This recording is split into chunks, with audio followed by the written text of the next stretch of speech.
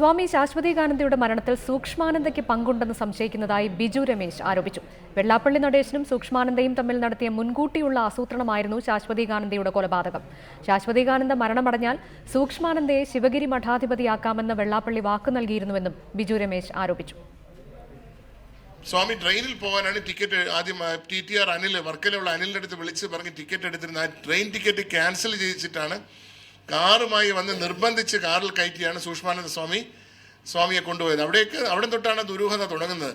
കാര്യം തലേ ദിവസം ട്രെയിനിൽ പോകാനിരുന്ന സ്വാമിയെ ട്രെയിൻ ടിക്കറ്റ് ക്യാൻസൽ ചെയ്യിച്ച് രാവിലെ വന്ന് കാറിൽ വിളിച്ച് കയറ്റി കൊണ്ടുപോവുകയും ആ പോകുന്ന അവരിൽ തന്നെ സ്വാമി കൂടെ പോകാൻ പോലും സ്വാമിക്ക് അതൃപ്തിയുള്ളൂ. കാര്യം നേരത്തെ തൊട്ടേ മാനസികമായി ഈ സൂക്ഷ്മാനന്ദ സ്വാമിയായി കുറേ ദിവസങ്ങളായി കുറച്ച് അകൽച്ചയിലായിരുന്നു ശാശ്വതാനന്ദ സ്വാമി.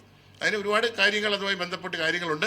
ആ കാര്യം ഞാൻ അന്വേഷണ ഏജൻസിയിൽ വളരെ വ്യക്തമായി പറഞ്ഞിട്ടുള്ളതാണ്. അതുമായി ബന്ധപ്പെട്ട ഒരു ഇൻറ്റേർണൽ പ്രശ്നങ്ങളുണ്ട്.